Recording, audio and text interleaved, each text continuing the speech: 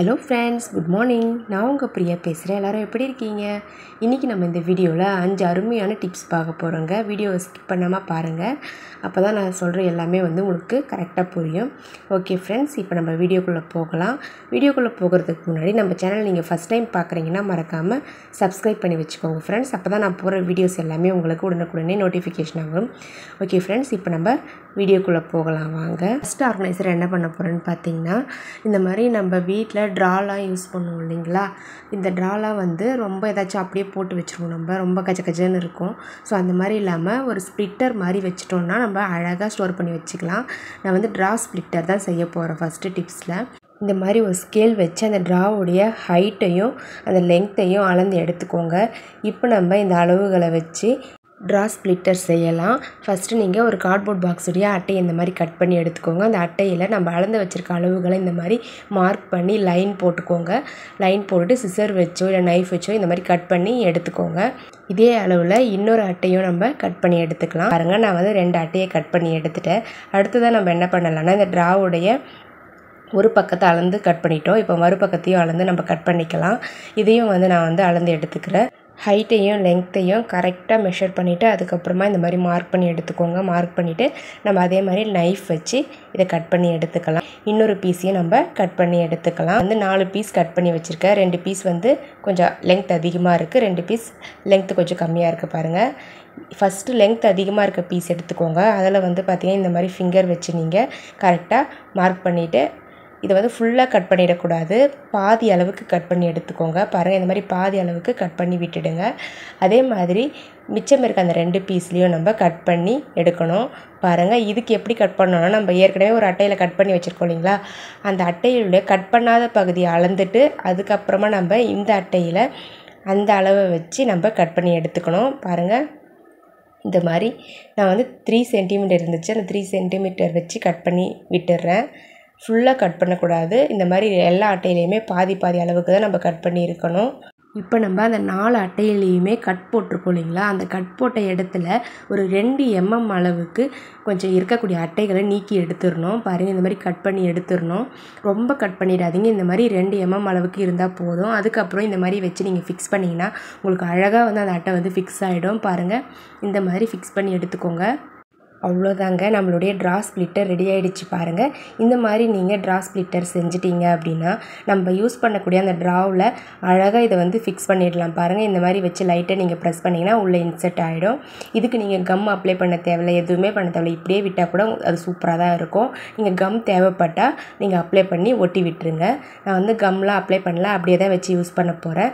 இதில் நம்ம என்னென்ன பொருட்கள் தேவைப்படுது எல்லாத்தையுமே ஒரே ட்ராவில் வச்சு நம்ம யூஸ் பண்ணிக்கலாம். ஆனால் கஜன்னு இருக்காது, ரொம்பவே நீட்டாக சூப்பராக இருக்கும். பாருங்கள், இந்த மாதிரி நான் லைட்டு, அப்புறம் சார்ஜ் போடுற கேபிளு, செயின், கொலுசு, கம்பல், அதுக்கப்புறம் நம்ம கிளிப்பு, தலையில் யூஸ் பண்ணக்கூடிய கிளிப்பு, தைலம், பேங்கிள்ஸ், இது எல்லாத்தையுமே பார்த்திங்கன்னா இந்த ஒரே ட்ராவில் அழகாக ஸ்ப்ளிட் பண்ணி இந்த மாதிரி நீங்கள் ஸ்டோர் பண்ணி வச்சுக்கலாம். உங்களுக்கு என்னென்ன தேவைப்படுது எல்லாத்தையுமே அதில் ஸ்டோர் பண்ணி வச்சுக்கலாம். ரொம்பவே யூஸ்ஃபுல்லாக இருக்கும்.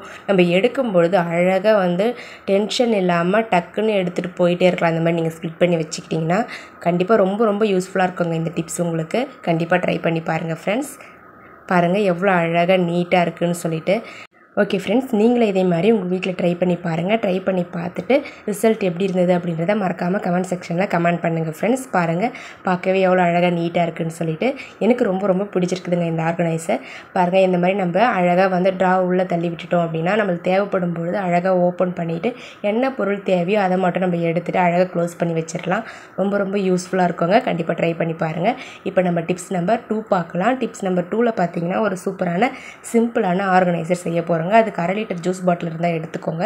இந்த மாதிரி ஜூஸ் பாட்டில் எடுத்துகிட்டு அந்த ரேப்பர்லாம் க்ளீன் பண்ணி எடுத்துருங்க. இந்த மாதிரி பிரித்து எடுத்துருங்க. பிரித்து எடுத்துகிட்டு மேலே மட்டும் இந்த மாதிரி ஒரு டைமண்ட் ஷேப்லேயும் சர்க்கிள் ஷேப்லேயும் நீங்கள் கொஞ்சம் பெரிய சைஸில் கட் பண்ணி ரிமூவ் பண்ணிவிடுங்க. பாருங்கள், நான் இந்த மாதிரி மார்க் பண்ணிவிட்டு கட் பண்ணி எடுக்க போகிறேன். சிசர் வச்சு அழகாக நம்ம கட் பண்ணி எடுத்துடலாம்.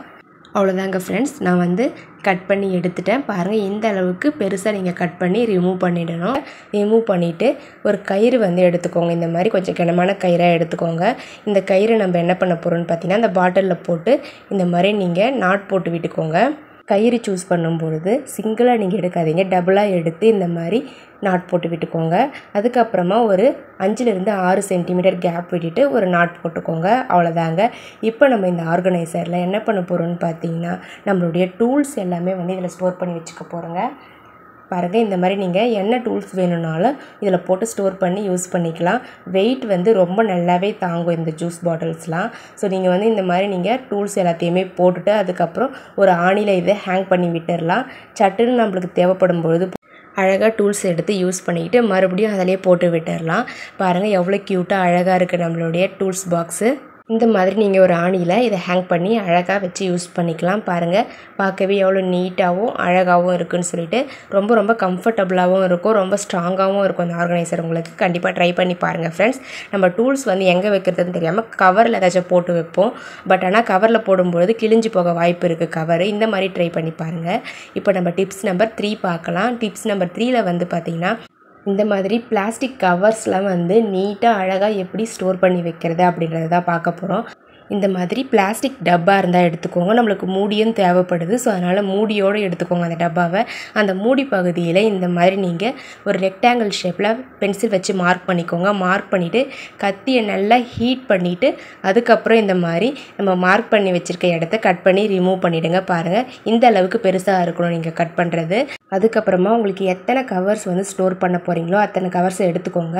ஃபஸ்ட்டு ஒரு கவரை வந்து இந்த மாதிரி 4ஆக மடித்து வச்சுக்கோங்க. 4ஆக மடித்து வச்சுட்டு இன்னொரு கவருடைய அந்த கைப்பிடி இருக்கும் இல்லைங்களா, அதை வந்து இந்த கவருடைய அடியில் வச்சுட்டு இந்த மாதிரி ரோல் பண்ணிக்கோங்க. பாருங்கள், இந்த மாதிரி ரோல் பண்ணிவிட்டு மறுபடியும் அந்த முடியும் பொழுது மறுபடியும் இன்னொரு கவர் 4ஆக ஃபோல்ட் பண்ணிவிட்டு இந்த மாதிரி நீங்கள் மடித்து விட்டுக்கோங்க.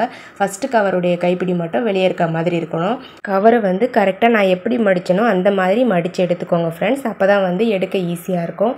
இப்போ அந்த கவருடைய கைப்பிடியை இந்த மாதிரி அந்த ஹோல்ஸ் வழியாக வெளியே விட்டுருங்க. விட்டுட்டு மற்ற கவர்ஸ் எல்லாம் இந்த மாதிரி உள்ளே வச்சு மூடி போட்டு விட்டுருங்க. இப்போ பாருங்கள் எடுக்க எவ்வளோ ஈஸியாக இருக்குதுன்னு சொல்லிட்டு. இந்த மாதிரி நீங்கள் இந்த பாக்ஸ்லேயே வந்து ஒரு 10லேருந்து 15 கவர் வரல ஸ்டோர் பண்ணி வச்சுக்கலாம். உங்களுக்கு அதிகப்படியான கவர்ஸ் இருக்குது அப்படின்னா கொஞ்சம் பெரிய சைஸ் பாக்ஸாக எடுத்து ஸ்டோர் பண்ணி வச்சுக்கோங்க ஃப்ரெண்ட்ஸ். ரொம்ப யூஸ்ஃபுல்லாக இருக்குங்க இந்த டிப்ஸ். உங்களுக்கு ட்ரை பண்ணி பாருங்கள்.